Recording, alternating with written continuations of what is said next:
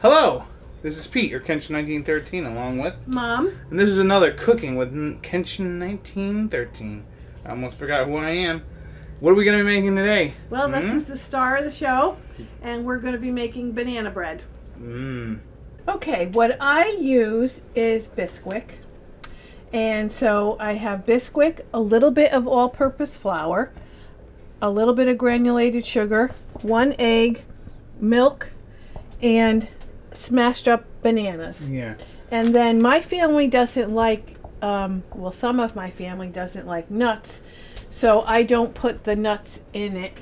And instead, I usually will put some chocolate chips, or you can put peanut butter chips. So that's all the ingredients. Okay, so what we're going to do is, what type of bananas are we going to need? Like just these? Regular bananas, but you want them ripe. So these are starting to get very ripe, and these are perfect. So now this is, I would consider like a medium banana. So you probably would use 3. If you have like a very large banana, you might just use 2. And what we had done is we had some bananas that were getting very, very ripe. We actually peeled them and put them in the freezer, and then you can take them out afterwards and just smash them up.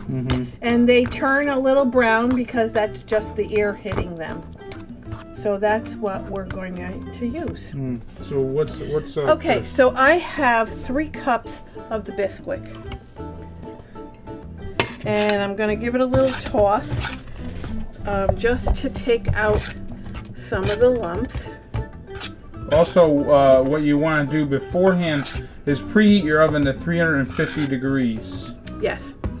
Then I'm going to take 1/3 cup of all-purpose flour. And I'll have all this in the video description.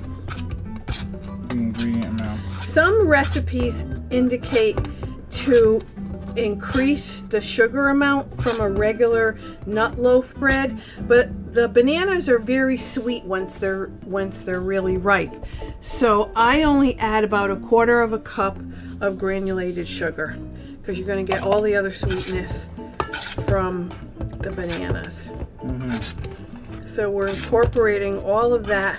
Now, some other things that you could do, I know my mom does, but we're just going to do the traditional recipe here. She'd throw in some oats. Yes, I throw in some oatmeal, plain oatmeal, so it adds a little bit more fiber and a little bit different taste, which is really great. And I probably put in 1/2 cup or so, even a little more. Okay, we're going to kind of make a well, and I'm going to add my egg.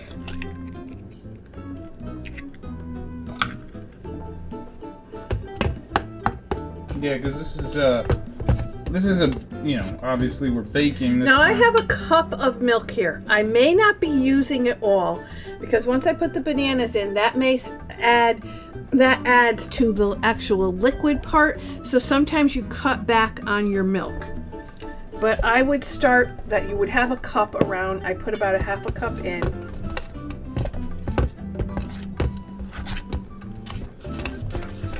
And what kind of consistency are you looking for right now? It's not real loose, and it's not stiff like a bread. Now let me ask you another question about this.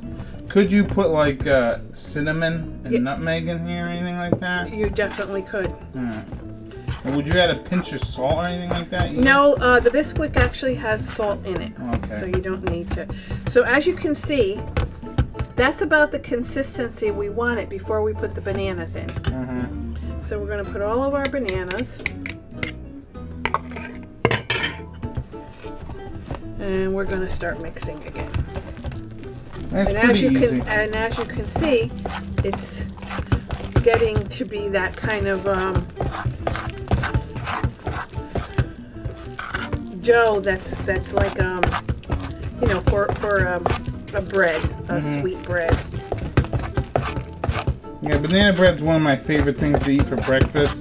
I actually, you know, bananas are one of my favorite fruits, and I love when when they're, you know, ready to eat, and then when they start getting too ripe, I'm like, oh yeah, banana bread time. And actually, you could even add a couple of tablespoons of peanut butter in here if you chose to. So what I'm going to do is, as I mentioned, this is not a traditional banana nut bread. So this is the consistency that you want. It's thicker than a cake batter, but not as thick as what you would consider a normal bread batter.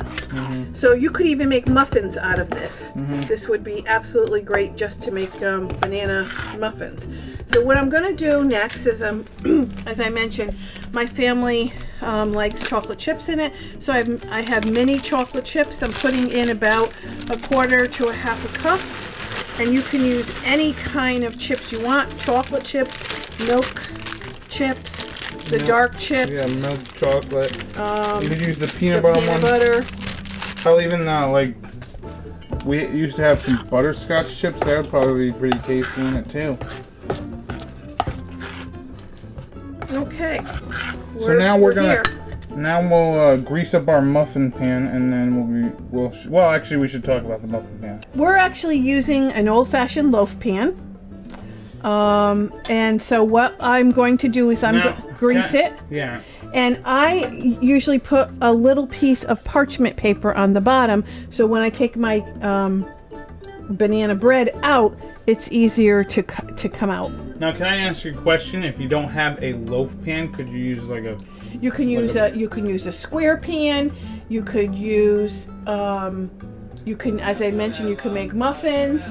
Lots of really anything. You just need a pan to bake it in. Yeah. So that if you use the smaller pan or whatever, that would adjust the baking time. How long we gotta cook this for? This cooks for almost an hour. Okay. All right. So we'll grease it up and pour the batter in, and we'll be right back. Okay, here we are with our grease pan, and I put my parchment paper on the bottom over the greased bottom. Yeah. You want to grease it liberally, and I use Crisco. Of course. And so we're just gonna pour in our batter. Now, one thing I was talking to my mom about, kind of off screen or whatever, is about the chocolate chips, adding the chocolate chips in. And the thing about adding the chocolate chips is you don't have to worry about them sinking to the bottom. Like, you know how sometimes you'll make a cake and you'll add like some chips or something to it, and then they just sink to the bottom. With this, the batter's already dense enough that it'll just stay where it's at. Yeah, it'll hold them up. Now you can add more chips to the top. You could add cinnamon. Yeah. You can even do take like that sprinkled sugar, the sugar, and just put a little bit on the top. Yeah, and I'll show you what I usually do on mine is I take a little bit of when it's all cooked and cooled. I take confectionery sugar and make a little bit of an icing and just drizzle it over it. So this is going to go in the 350-degree oven for about an hour. Yep, and as you can see, it's about halfway of your muffin pan. Yeah. Okay, here we are. After it's baked. Now we let this cool in here, so the pan is cool. I can touch it, and I'm gonna just pop it out. See how easy that came out? And I'm gonna take the parchment off the bottom. Now, how long was that in there? About 40 minutes? It was in there for about 50 minutes. Okay. So that's the way it looks. Delicious. And I'm going to make a little bit of confectionery sugar drizzle. It's very easy to make. Just need some confectionery sugar. Confectionery sugar or powdered sugar. This is probably about a cup, maybe. Yeah. Now this step here is optional. Just a little bit of water. You don't put a lot. You could always add more sugar, so you don't add an awful lot of water to it.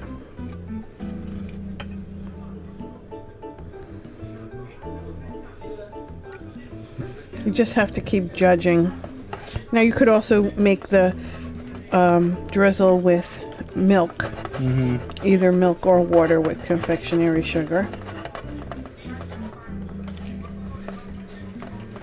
We just gotta mix this up until how thick do you want it?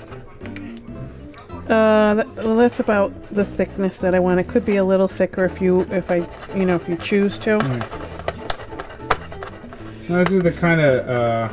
But as I said, you don't add an awful lot of liquid, so you just have to keep judging. But yeah, this is the consistency that I want it. Just want it to look pretty, that's all. Yeah.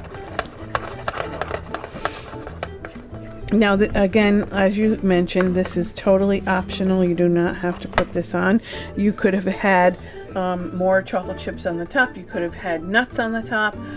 You could have had cinnamon and sugar on the top. So I don't know if you could see how this is just the right thickness. Okay, so then all I do is we're just going to drizzle it back and forth.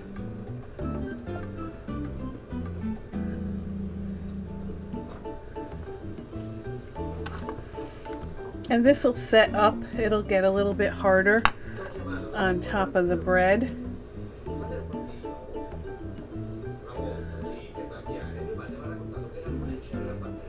Banana bread is so versatile. You can have it for a snack, you can have it for breakfast, you could have it for dessert with a cup of tea. And you could make this into muffins and freeze them and just pop them out when you need them. Yeah. You could slice the bread and put half of it in the freezer if you want, and then just take out the slices that you want. You know, it'd be pretty interesting to try would be to make French toast out of this. Never did that. That'd be kind of interesting. So as you can see, I used almost the whole thing. Yeah. But you can just drizzle it and just have a little bit on it if you want. And then again, all optional. So let's eat it. All right. So here is our banana bread. You can see the little bit of chocolate chips in there. Chocolate chips. Bananas going through it. And yeah, now it's time to dig in. This is our big one. Yeah, I like the top and I like the bottom, but most of all, I love the center. I haven't had warm banana bread in a while, and it's totally worth it. Yeah, and I cut it on a little bit on the thicker side because it's still warm. My hand is at the bottom of the plate and it's still warm. Yeah, but the little bit of sugar you put on the top really gives it that little extra kick. But it's everything you expect. You got banana, you got a little chocolate. It's not too sweet. It's the perfect breakfast. Yeah, let us know your variations too, what you like the best. Yeah, and once again, if you want your own Cooking with Kenshin1913 apron, click on the link below, or maybe there will actually be a card over here, a little link that you can click on right in the video. So this has been Pete, or Kenshin1913, along with Mom. And this has been another, excuse me, I'm swallowing, another Cooking with Kenshin1913. Enjoy and happy eating.